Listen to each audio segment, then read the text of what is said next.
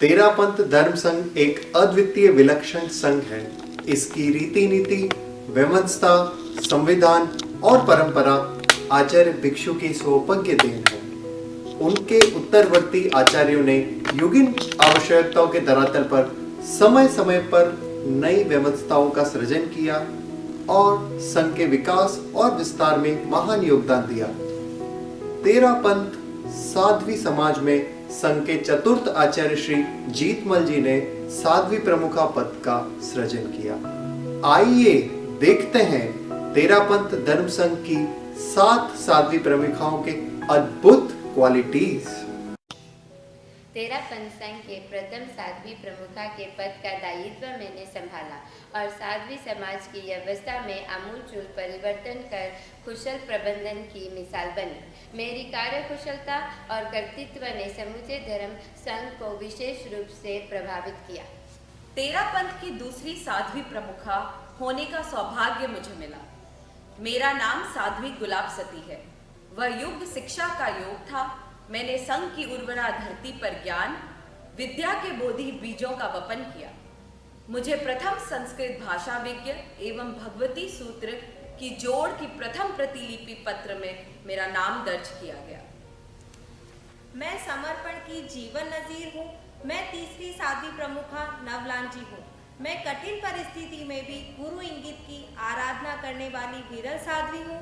साध्वी समाज में समर्पण की गंध मलय बन महक रही हूँ। सप्तम आचार्य डालगनी की इंगित आराधना में 100% सफलता प्राप्त करने वाली और सेवा भावी एवं कार्यकुशलता वह साध्वी समाज की सारना वारना में दक्ष विरल विशेषता आचार्यों की आत्मतोष करने वाली चतुर्थ साध्वी मैं महासती जी। मैं हूँ 5वीं साध्वी प्रमुखा कान कुमारी। मुझे अष्टम आचार्य कालुगुणी की भगिनी होने का गौरव प्राप्त हुआ।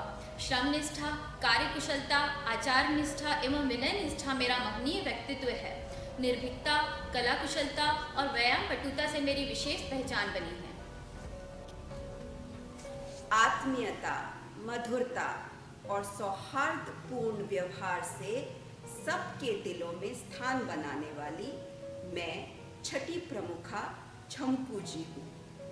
श्रावक श्राविकाओं को नाम के साथ जिकारा, जय हो स्वतंत्र भाई, जय हो सारिका बाई देने की कला ने मुझे लोकप्रिय बना दिया। मेरे स्फूर्त व्यक्तित्व, उत्कृष्ट कला कौशल, रहन सहन से लेकर साधना के हर क्षेत्र में मैं टॉप की थी। आचार कुशलता, पाप भीरुता, सहनशीलता एवं व्यक्तित्व निर्माण के कौशल का नाम है साध्वी प्रमुखा लांडा जी। मुझे क्रांतिकारी आचार्य तुलसी जी की दृष्टा भागिनी होने का गौरव प्राप्त हुआ। मैंने नया मोड़ अभियान के माध्यम से महिला समाज को विकास की दिशा प्रदान की। हम सातों साध्वी प्रमुखा आपको आपके 50वें चयन दिवस पर आशीष भेजते हैं और ये आशा करते हैं कि आप अपनी शताब्दी जरूर मनाएं।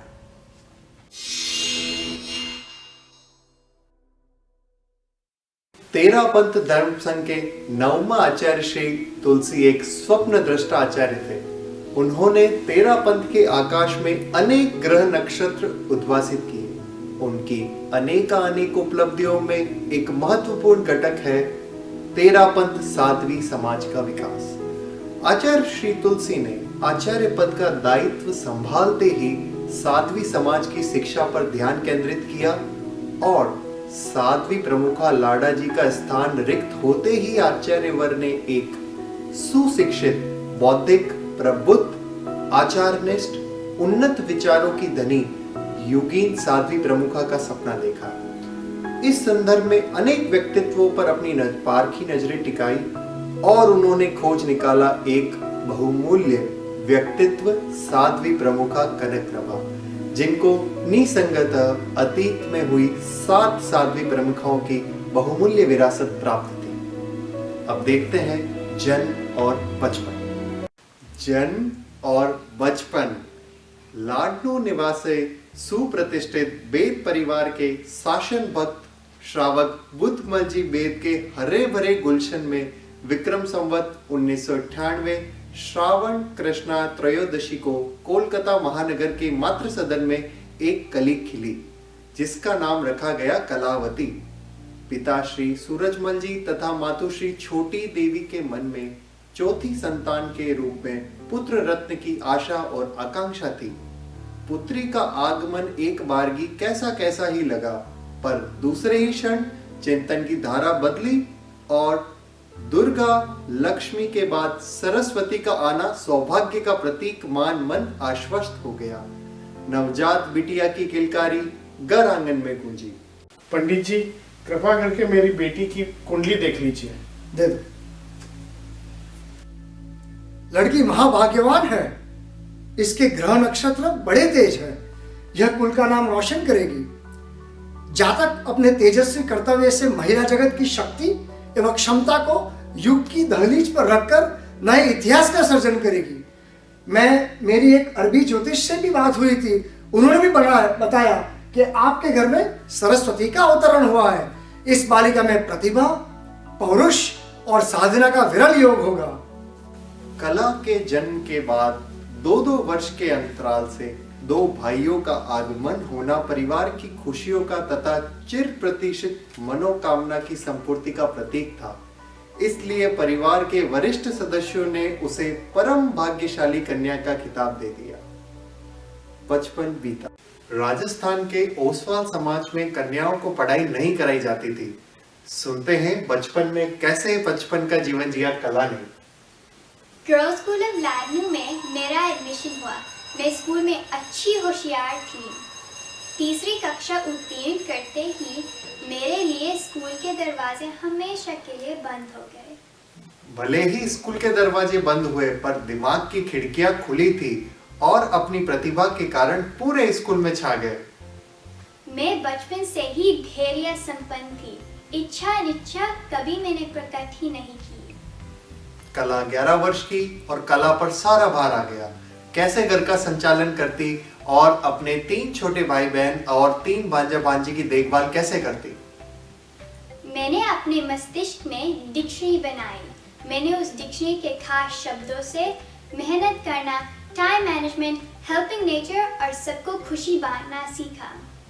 मेरे दिनचर्या के प्रमुख बिंदु थे प्रातः जल्दी उठना, घर की सफाई करना, साधुओं के दर्शन करना, माला फेरना, पुस्तक पढ़ना और कंठस्थ करना। जब मैं थक जाती थी तो मेरा विश्राम था खेलना, खाना पीना और नए नए कपड़े पहनना। साध्वी प्रमुखा श्री जी का बाल रूप। मेरे मन में दिन प्रतिदिन दीक्षा लेने की भावना प्रबल होती जा रही है। पिताजी के सामने संकोच हो रहा है। उनसे डर लगता है। मैं स्वयं नहीं कह सकती। सोचा बहन महाराज मंजुला जी से कहलवाऊंगी, पर संकोच वश उन्हें भी नहीं कह पाई। मैं पत्र लिखकर कहूंगी। कला ने ये क्या लिखा है? आपकी दीक्षाभिलाषिनी पुत्री कला। एक बेटी तो धर्म संघ को दे दी है, और कितनी देंगे? इन दिनों उसके वैराग्य के भाव तीव्र हो रहे हैं। सतियों के सानिध्य में समय व्यतीत करना उसे अच्छा लगता है। धर्म के विषय में ज्यादा से ज्यादा जानकारी प्राप्त करना चाहती है वो। उसका वहां आना जाना बंद करवा दो। ये वैराग्य भाव अपने आप लुप्त हो जाएंगे। आना जाना बंद संभव नहीं। उसके दर्शन, सतियों के दर्शन किए बगैर बहुत बेचैनी हो जाती है। तो समय की पाबंदी कर दो। जाए वहां, दर्शन कर हेली आ जाए। वहां सतियों के सानिध्य में रुके नहीं। कला विनयशील है, आज्ञाकारी है। उसकी आज्ञा का, आपकी आज्ञा का उल्लंघन नहीं करेगी। मैं कह दूंगी, वहां निर्धारित समय से अधिक नहीं रुकेगी वो। उसके विवाह की उम्र हो गई है। बड़े अच्छे अच्छे घरों से संबंध आ रहे हैं। उसकी सगाई कर देनी चाहिए। ये दीक्षा का भूत उसके सर से उतर जाएगा। हाँ, उसका विवाह कर देना ही उचित होगा। कला, आज लड़के वालों के यहाँ दिखाने जाना है, तुम्हें तैयार होना है, बहुत ही अच्छा परिवार है। आज मेरे पेट में दर्द है, मैं नहीं जा सकती। मैंने एक बहाना बना लिया और नहीं गई। अरे लड़के वाले यहाँ पर आ गए मुझे देखने और मुझे पसंद भी कर लिया। मुझे शगुन के रुपए देने की कोशिश की पर मैंने अपने हाथ पीछे कर लिया और रुपए नीचे गिर गए। पिताजी को ये बात पता चल गई। कला, ये क्या कर दिया? विवाह तो करना ही है, रीति भान का पालन भी करना पड़ेगा। बहुत अच्छा घर है, बहुत अच्छा वर है। आज ना जाने कैसे मुझ में साहस आ गया और मैंने पिताजी से कहा मैं विवाह नहीं करूंगी। गुरु चरणों में संयम में जीवन जीती हुई आत्मा के आनंद को प्राप्त करना चाहती हूँ। कला, तुम्हारी भावना इतनी पक्की है तो मैं मना नहीं करूंगा, किंतु मैं दीक्षा की प्रार्थना के लिए तुलसीराम जी के पीछे पीछे बार बार नहीं फिरूंगा। इस तरह मुझे पिताजी की आज्ञा मिल ही गई। किशोरी कला बनी साध्वी कनक प्रभा। समय के कालांतर के साथ किशोरी कला ज्येष्ठ भगिनी साध्वी मंजुला जी के संरक्षण में विकास के पथ पर आगे बढ़ने लगी। हर बार हम क्लास में फेल हो जाते हैं, कभी कम नंबर से पास होते हैं, कभी ग्रेस मार्क से क्या करें? मुझे एक सक्सेसफुल लेडी जो स्कूल केवल 3rd क्लास तक पढ़ी हुई है और महान विदुषी है, उनसे पूछते हैं उनकी सक्सेस का राज। गुड आफ्टरनून, हम आपसे कुछ जिज्ञासा करना है। आप इतनी विद्वान कैसे बने? आपको संस्कृत, प्राकृत, व्याकरण, न्याय दर्शन, आगम कैसे प्राप्त हुआ? मेरे स्वभाव में हंसी मजाक, नींद और आलस्य में समय खोना बिल्कुल नहीं है।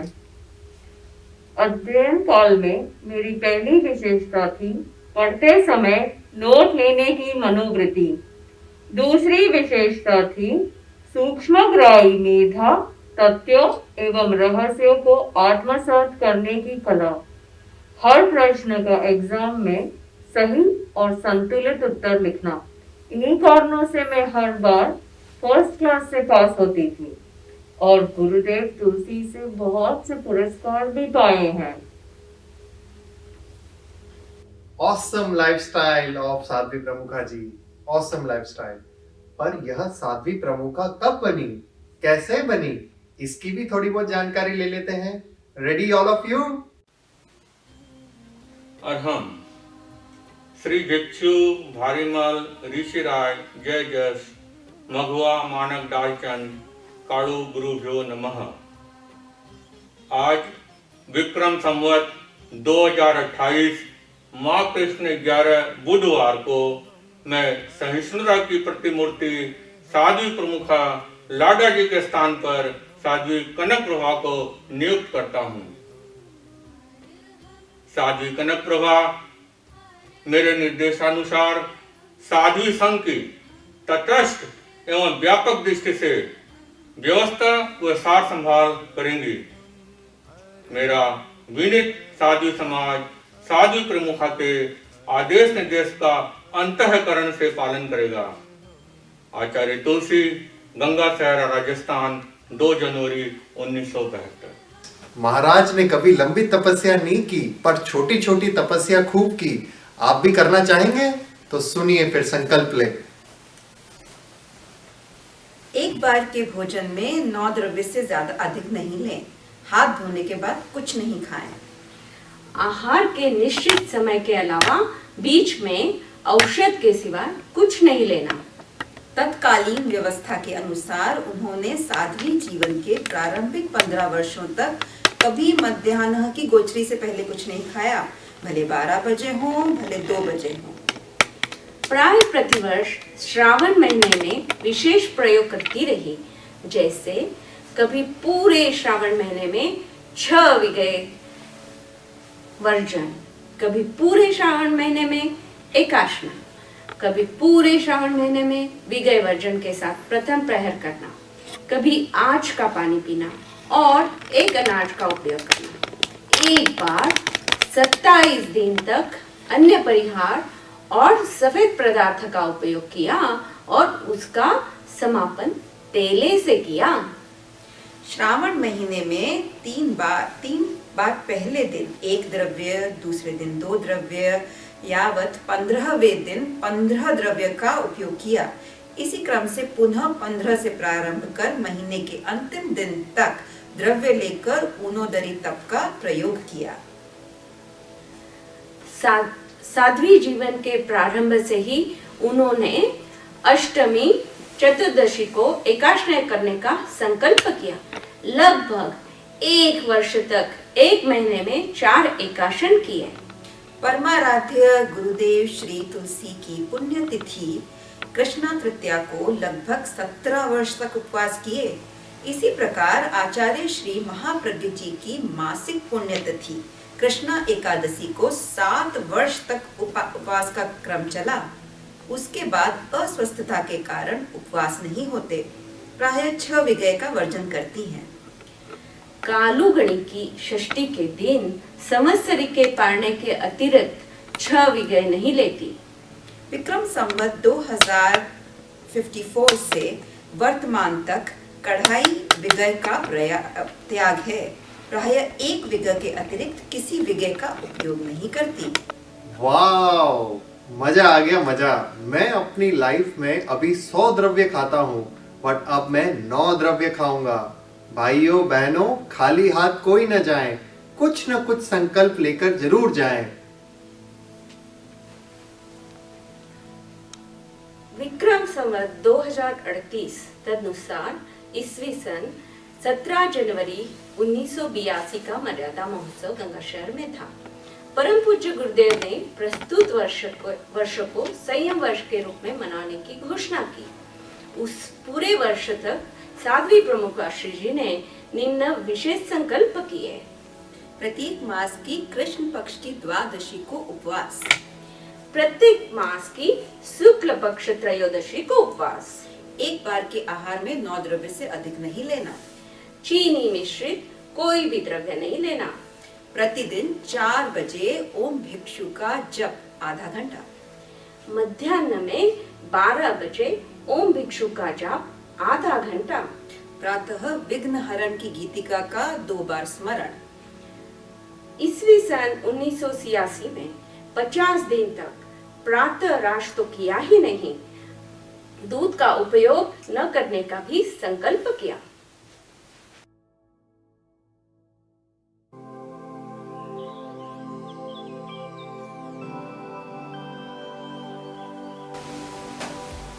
दिन भर कितना व्हाट्सएप करती है, चैट करती है, फेसबुक पे रहती है। कुछ तो किसी के जीवन से सीखे। इसे आज मैं पंडित जी के पास लेके जाती हूँ। पंडित जी, मेरी बहू बहुत बोलती है, इसकी भी कुंडली देख लो कि मेरा बोलना बंद हो गया है, कान छोटे हो गए, क्या करूं? देखो, मैंने लाडलून की कला नाम की लड़की की कुंडली बनाई थी, जो अभी साध्वी प्रमुखा बन गई है। उसी के पास जाओ। वंदे महाश्रमणी वरन। वंदामी, कुछ तो इपार बोले, कैसे कम बोले? काय रुचिता, भाषा रुचिता, भाव रुचिता और कथनी करने की सदा एकरूपता रखो और सम्यक चिंतन करो। दिन भर यह आदमी सोता ही रहता है, कैसे करेगा और क्या क्या करेगा? अरे जागो मोहन प्यारे, जागो। मुझे लगता है मेरा मेलाटोनिन लेवल बहुत बढ़ गया है, लेजी भी हो गया हूँ, दिन भर सोने का मन करता है। पर मैंने एक घटना सुनी है, सोए हुए को पारा पैदा होता है, तो क्या करूं? एक काम करते हैं, अपन साध्वी प्रमुखा जी के पास चलते हैं। महाराज, एक प्रश्न था, आप निद्रा विजय के लिए क्या करती हैं?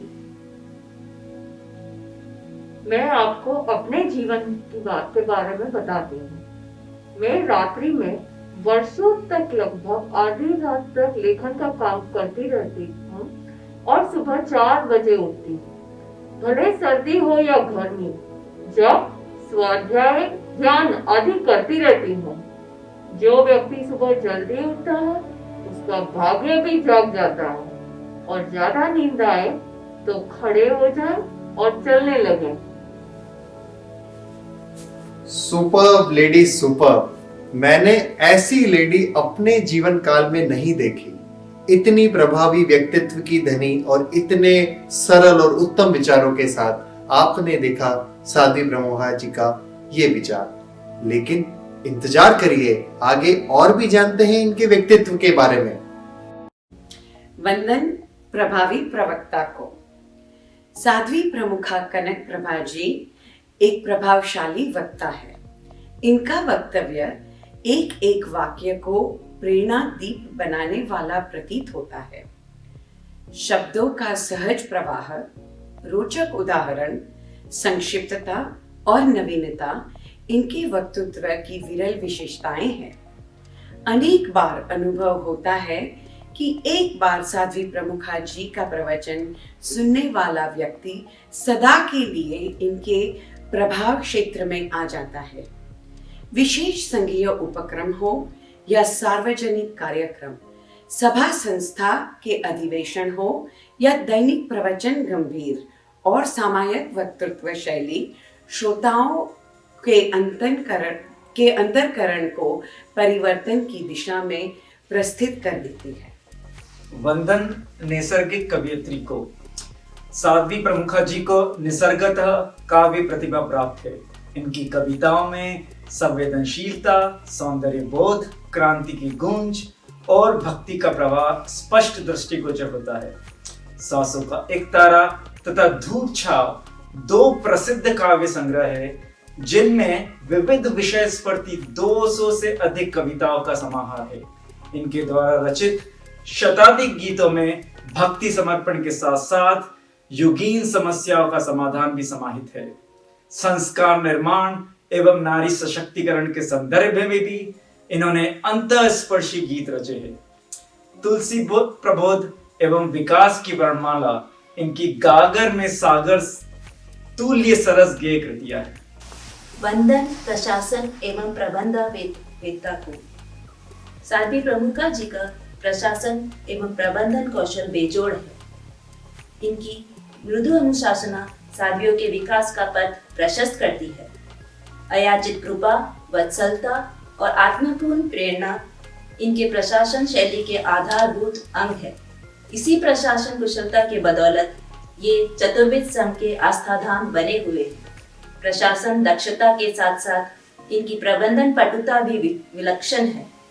समय प्रबंधन, कार्य प्रबंधन और व्यक्ति प्रबंधन में इनका वैशिष्ट्य विख्यात है। सद्य स्फुरित मनीषा, स्फूर्ति और सुनियोजित कार्यशैली ने इनके जीवन में कामयाबी के कीर्तिमान स्थापित किए हैं। वंदन संघीय सम्मान को। तेरापंथ की महान तेजस्वी गुरुत्रयी के युग में अपनी विनम्र सेवाएं समर्पित कर साध्वी प्रमुखा जी कृतार्थता का अनुभव कर रही है। समय समय पर युग दृष्टा आचार्यों के मुख कमल से निःश्रुत उद्गार इनके वजनदार व्यक्तित्व और कर्तृत्व के प्रतीक है। आचार्य श्री तुलसी ने अपनी इस अद्वितीय कृति को महाश्रमणी और संघ महानिदेशिका जैसे महनीय पदों से तथा वर्तमान अनुशासना ने असाधारण साध्वी प्रमुखा एवं अहिंसा यात्रा को विभूषित करने वाली विभूति के रूप में प्रतिष्ठित किया। वंदन व्यक्तित्व निर्मात्री को। साध्वी प्रमुखा श्री जी का आध्यात्मिक व्यक्तित्व चतुर्विद धर्म संघ के अनेक व्यक्तियों को नई दृष्टि और नई दिशा देने वाला है। साध्वियों की प्रतिभाओं को निखार कर योगानुरूप उन्हें आगे बढ़ाकर संस्कारों की सुरक्षा संवर्धन कर ये अपना दायित्व निर्वहन कर रही है। संघीय धरातल पर साध्वी समाज और महिला समाज के अनेक सक्षम व्यक्तित्व इनके कर्तृत्व की फलश्रुति है। साध्वी प्रमुखा जी ने नारी की नैसर्गिक विशेषताओं, क्षमताओं और सेवाओं को उभार कर उसके व्यक्तित्व को अपरिमेय ऊंचाई प्रदान की है। अस्तित्व बोध से लेकर दायित्व बोध तक उसे प्रशिक्षित किया है। क्रांत विचारों और सशक्त लेखनी द्वारा ये महिला समाज का आध्यात्मिक पथदर्शन कर रही है। वंदन कुशल संपादिका को। लेखिका और कवयित्री होने के साथ साथ साध्वी प्रमुखा कनक प्रभा जी ख्याति प्राप्त संपादिका भी हैं। आचार्य श्री तुलसी ने हिंदी, संस्कृत और राजस्थानी भाषा में तत्व विद्या, दर्शन, योग, काव्य साहित्य, जीवन चरित्र, आध्यात्मिक औपदेशिक गीतों से संबद्ध शताधिक ग्रंथों की सर्जना की। उनमें अधिकांश ग्रंथों का संपादन साध्वी प्रमुखा जी ने किया। तुलसी जन्म शताब्दी सन 2014 के अवसर पर तुलसी वाङ्मय को नए परिवेश में प्रस्तुत कर एक ऐतिहासिक कार्य किया। वाङ्मय में समाहित आचार्य श्री तुलसी की आत्मकथा मेरा जीवन मेरा दर्शन को काव्य जी ग्रंथमाला माना जा सकता है। आगम संपादन कार्य में भी आप संपृक्त रही हैं। विशालकाय भगवत्री सूत्र की जोड़ का समसाध्य संपादन इनकी स्थित प्रज्ञता का प्रतीक है।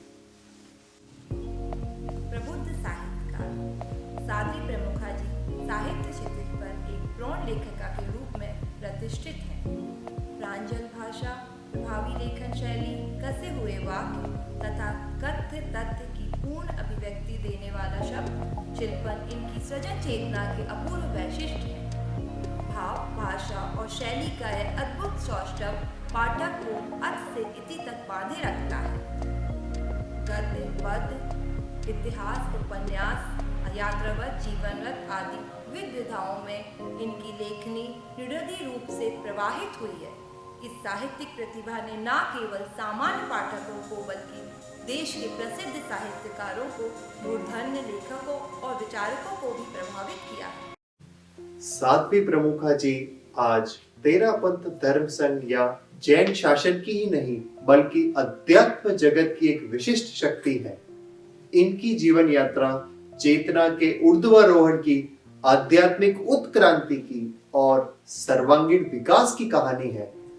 पुरुषार्थ, प्रतिभा और गुरु कृपा की तृप्ति से रचित इनका आलोक धर्मी व्यक्तित्व प्रणम्य एवं स्तुत्य है। वर्तमान के ये 9वें दशक के सोपान पर अवस्थित है तथा साध्वी प्रमुखा पद के 50वें पायदान पर परम पूज्य आचार्य श्री महाश्रमण जी की युगीन अनुशासन में जैन श्वेतांबर तेरापंथ धर्म संघ के आध्यात्मिक विकास हेतु प्रयासरत है। आइए देखते हैं 8 दशक की पहला जर्नी। दशक सन 1941 टू 1950। 1941 कोलकाता महानगर मातृ सेवा सदन चिकित्सालय में जन्म। 1947 लाडमू सूरजमल बताड़िया विश्वविद्यालय में प्रवेश। 1948 आचार्य श्री तुलसी से गुरु धारणा स्वीकार। 1950 25 बॉल प्रतिक्रमण कंठस्थ कर। दूसरा दशक सन 1951 टू 1960। 1952 समुद्घात का थोकड़ा तत्व चर्चा कंठस्थ। 1954 जैन तत्व विद्या का उच्च स्तरीय ग्रंथ जैन सिद्धांत दीपिका कंठस्थ। 1955 सिंदूर प्रकट कंठस्थ। 1956 वैराग्य व व्यक्तित्व निर्माण की पाठशाला पारमार्थिक शिक्षण संस्था में प्रवेश। 1958 संस्कृत भाषा के प्रति सहज लगाव आचार्य श्री तुलसी के जन्मोत्सव पर 1 वर्ष तक प्रतिदिन 5 मिनट संस्कृत भाषा में बोलने का संकल्प एवं सम्यक निर्वाह। 1959 प्रथम लेखन अभ्यास आचार्य श्री तुलसी की कानपुर से कोलकाता तक का यात्रा लेखन।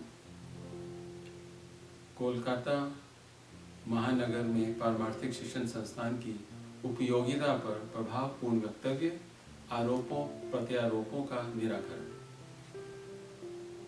1960 तेरापंथ द्वितीय शताब्दी के ऐतिहासिक समारोह के अवसर पर संयम सविक्रम मात्र 30 दिनों में 10वें कालिक कंठस्थ। 7 वर्षीय संघीय पाठ्यक्रम के 4th वर्ष में प्रवेश और भिक्षु शब्दानुशासन व्याकरण का अध्ययन। मनोविज्ञान की परीक्षा अच्छे अंकों में। तृतीय दशक सन 1961 टू 1970। 1964 सप्तवर्षीय संघीय पाठ्यक्रम की अंतिम परीक्षा विशेष योग्यता से उत्तीर्ण, 3 रजोवर्ण तथा 2 प्रमार्जनी पारितोषिक रूप में प्राप्त। आचार्य श्री तुलसी की कृपा से समुच्चय में उदक आनयन का सौभाग्य प्राप्त। 1965 अनुयोग द्वार सूत्र का अनुवाद एवं टिप्पण कार्य का प्रारंभ। आचार्य श्री तुलसी के प्रवचन लेखन का कार्य प्रारंभ। 1966 आचार्य श्री तुलसी के सानिध्य में मुनि नथमल जी टमकोर द्वारा आचारक सूत्र का वाचन, जिसमें साध्वी कनक प्रभा जी द्वारा हर अध्ययन की समाप्ति पर लेख प्रस्तुतिकरण का क्रम। 1967 संस्कृत एवं प्राकृत भाषा का संयुक्त हस्तलिखित मासिक पत्रिका नीरज का संपादन।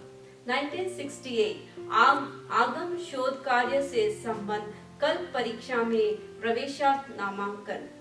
1969 टूटती नाव बाल उपन्यास का लेखन, 28 की तपस्या, विसर्जन की चेतना विषय पर शोध पत्र वाचन। 1970 आचार्य श्री तुलसी द्वारा दक्षिण यात्रा लिखने का निर्देश। चौथा दशक सन 1971 to 1980। 1971 आचार्य तुलसी के युग प्रधान सम्मान समारोह में साध्वी समाज का प्रतिनिधित्व करते हुए अभिनंदन पत्र का वाचन, राज्य प्रश्नीय सूत्र का अनुवाद कार्य प्रारंभ। 1972 साध्वी प्रमुखा पद पर नियुक्ति। 1973 महालचंद जी दुगड़ की धर्म पत्नी को प्रथम अनशन का प्रत्याख्यान, अनशन उसी दिन संपन्न। 27 दिन की विशिष्ट साधना का क्रम, जिसमें प्रतिदिन 2 घंटा विशिष्ट मंत्र जाप तथा आहार में दूध केला लेना अनंत दीपावली पर तेली से क्रम संपन्न। 1974 प्रधानमंत्री इंदिरा गांधी के निवास स्थान पर आचार्य श्री तुलसी के साथ अंतरंग वार्तालाप में सहभागिता। भारत की राजधानी में राष्ट्रपति फखरुद्दीन अली की उपस्थिति में जैन एकता सम्मेलन में प्रभावी वक्तव्य। श्रावण मास में 1 महीने तक विशेष अनुष्ठान एकासन तप के साथ। 1975 आचार्य तुलसी के साहित्य संपादन का भगीरथ कार्य प्रारंभ। 1976 आचार्य श्री तुलसी की कृति कालू यशोविलास का संपादन एवं 62वें जन्मदिन पर प्रकाशित पुस्तक का लोकार्पण और समर्पण। 1977 आचार्य तुलसी से आत्मकथा लिखने हेतु विनम्र निवेदन स्वीकृत, संपादन दायित्व प्राप्त। 1979 जैन शासन के इतिहास का दुर्लभ प्रसंग, आचार्य श्री तुलसी द्वारा लिखित युवाचार्य नियुक्ति पत्र पर साक्ष्य रूप से हस्ताक्षर। आचार्य श्री तुलसी द्वारा महाश्रमणी विशेषण के समलकृत, भारत के प्रधानमंत्री मोरारजी भाई से वार्तालाप। 1980 आचार्य श्री तुलसी के सानिध्य में तेरापंथ के चतुर्थ आचार्य प्रज्ञा पुरुष जयाचार्य की महत्वपूर्ण कृति भगवती जोड़ का संपादन का कार्य प्रारंभ। सन 1981 to 1990। 1981 ऐतिहासिक लाल किले के दीवाने आम में आचार्य श्री तुलसी के नागरिक अभिनंदन कार्यक्रम में आचार्य को समक्ष पट पर बैठने की अनुज्ञा प्राप्त। 1982 संयम वर्ष में खाद्य संयम के संदर्भ में विशेष प्रयोग, जय साहित्य के संदर्भ में झीनी चर्चा और आराधना पुस्तक का संपादन। 1983 जीवन भर के लिए चीनी एवं चीनी मिश्रित पदार्थों का वर्जन, दवाओं के अतिरिक्त। 1984 यावत जीवन एक समय के आहार में 9 द्रव्य से अधिक न लेना। 1985 आचार्य श्री तुलसी की मेवाड़ यात्रा का लेखन प्रारंभ। 1986 धर्मशास्त्रा के अमृत महोत्सव पर 50 वर्ष की उपलब्धियों की प्रतीकात्मा कलाकृति आचार्य श्री तुलसी का उपहर। 1987 आचार्य श्री तुलसी से उनके 75वें वर्ष में योगक्षेम वर्ष मनाने की प्रार्थना, स्वीकृति की उपलब्धि। भारत निर्माण संस्था द्वारा आयोजित संगोष्ठी में हजारों प्रतिनिधियों को फिकी ऑडिटोरियम में उद्बोधन। 1989 आचार्य तुलसी द्वारा अपने पटोत्सव के अवसर पर महाश्रमण महाश्रमणी इन दोनों नए पदों का सृजन, महाश्रमणी पद पर नियुक्ति। अमृत यान जैन विश्व भारती में प्रथमयता महाश्रमण मुदित कुमार जी का पद्यात्मक स्वागत एवं पछेवड़ी चोलपट्टा मुखवस्त्रिका प्याला उपहर्थ। 1990 जयचार्य श्रुतोपासना समारोह में भगवती का जोड़ एक विवेचन पर शोध पत्र का वाचना। छठा दशक सन 1991 से 2000। 1991 तेरापंथ की सेवानिवृत्ति चाकरी में अपना नाम दर्ज कराने वाली पहली साध्वी प्रमुखा। 1992 तेरा पंथ के समस्त सेवा केंद्रों की सार संभाल के लक्ष्य से की गई 51 दिवसीय ऐतिहासिक प्रेक्षा यात्रा। 1993 आचार्य श्री तुलसी के सानिध्य में उपधान अनुष्ठान युक्त आगम 32 का 5 वर्षीय स्वाध्याय क्रम प्रारंभ, जिसमें साध्वी प्रमुखा जी की सहभागिता। 1994 अनुव्रत आंदोलन को विशेष गति देने के लिए आचार्य श्री तुलसी द्वारा अनुव्रत परिवार योजना का शुभारंभ। अनुव्रत परिवार प्रमुखा का दायित्व साध्वी प्रमुखा जी को। 1995 आचार्य महाप्रज्ञ पदाभिषेक के महत्वपूर्ण कार्यक्रम में आचार्य महाप्रज्ञ के संदर्भ में। 1996 सांसों का एक तारा काव्यकृति का लोकार्पण। 1997 जैन विश्व भारती में गणाधिपति तुलसी के प्रवास के दौरान प्रवचन करना। 1998 जैन विश्व भारती में स्वतंत्र चातुर्मासिक प्रवास हेतु प्रस्थान। युवाचार्य श्री महाश्रमण जी मेन रोड तक विदा करने पधारे। 1999 मेरा जीवन मेरा दर्शन के प्रथम 5 खंड आचार्य महाप्रज्ञ को उपहित। 2000 तुलसी प्रबोध का सुजन 151 पद्य राजस्थानी भाषा में भक्तिपूर्ण काव्यमयी सरस रच। 8वां दशक सन 2011 to 2020, 2011 बृहत संस्कृत व्याकरण भिक्षु शब्दानुशासन का साधियों को अध्ययन। 2012 आचार्य श्री महाशरवण जी द्वारा संतों व समझी जी से बातचीत व सेवा कराने की शाश्वती आज्ञा व बख्शीश प्राप्त। 2013 बीदासर बृहत दीक्षा महोत्सव के अंतर्गत 33 नव दीक्षित साधुओं का केश लुंचन। 2014 आचार्य श्री तुलसी के समग्र सहित का नाम संपादन कर तुलसी जन्म शताब्दी वर्ष में गुरुचरणों में श्रद्धा समर्पित। 2015 आचार्य श्री महाश्रमण जी के सानिध्य में विदेश विराटनगर नेपाल पर चतुर्मास तथा भूटान का स्पर्श। 2016 जीवन के 76 में वर्ष प्रवेश पर आचार्य श्री महाश्रवण जी द्वारा असाधारण साध्वी प्रमुखा के संबोधन से संबोधित। आचार्य महाश्रमण जी द्वारा निर्दिष्ट प्रशस्त साधना क्रम के अंतर्गत आगम बीसीटी का प्रयाण प्रारंभ। 2017 आदर्श साध्वी के मानव प्रस्तुत करने वाली श्रेष्ठ साध्वी पंचविंशिका की रचना। 2018 चेन्नई चतुर्मास में अष्ट महाचार्य श्री कालू गनी के जीवन वृत्त कालू यशो विलास पर प्रवचन। 2020 आचार्य श्री महाशरवण जी द्वारा 13 पंथ का इतिहास भाग 3 के लेखन का दायित्व प्राप्त। 4 वर्षों में आगम 32 की वाजना संपन्न। अमूल्य संयम जीवन में 6 दशकों की यात्रा संपन्न। 7वें दशक में प्रवेश। 9वां दशक सन 2021 ऑनवर्ड्स। 2021 आचार्य श्री महाश्रमण द्वारा साध्वी प्रमुखा पद के 50 वर्ष की संपन्नता के उपलक्ष्य में अमृत महोत्सव लाडनू जैन विश्व भारती में आयोजित करने की घोषणा।